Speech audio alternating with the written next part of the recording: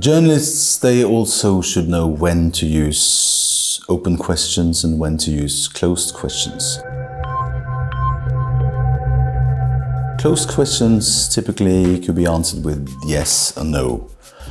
And journalists should use these for clarification, not for elaboration. So I can do an interview and I can say, your father, he was a violent man, wasn't he? And of course, people can say yes, no, but so many times they will also try to avoid using the same word that you did because it's not 100% correct. No, I wouldn't say he was a violent man. He was also a very good man and a nice guy in so many ways, and yada, yada, yada. The interview goes astray. Instead of asking, describe your father, then people could talk about the father, and he was also a violent man. And then you could build on this. Violent, in what way was he violent? When was he violent? They've already said it, so you can build upon it. The interviewee talk in very general terms, in abstract terms. People could say in an interview, oh, there's been violence in my life. And if the journalist doesn't really listen, maybe this point is wasted. But if a journalist listens, maybe he or she would say, who represented this violence in your life?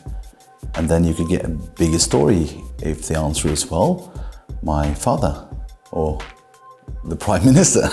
Maybe you get a big story. Follow-up questions, they will always try to delve deeper into the matter. Where was this? Who represented violence in your life? Where did this take place? You have to ask for specific details, and you can't ask for specific details if you don't listen. So follow-up questions should always be your next question. So when you have no more follow-up questions, then you go back to your manuscript, next question that you have prepared. But always try to have follow-up questions because they are gonna make the story concrete, the sound, the flavor, whatever makes a story good.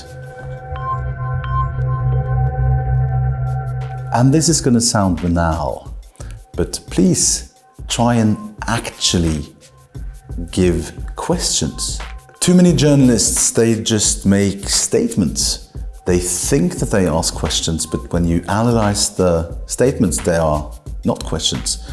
Journalists say things like, the poison you released into the river killed 67 people.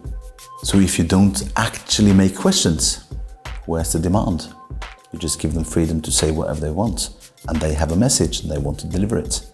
And it's your mistake if you let them.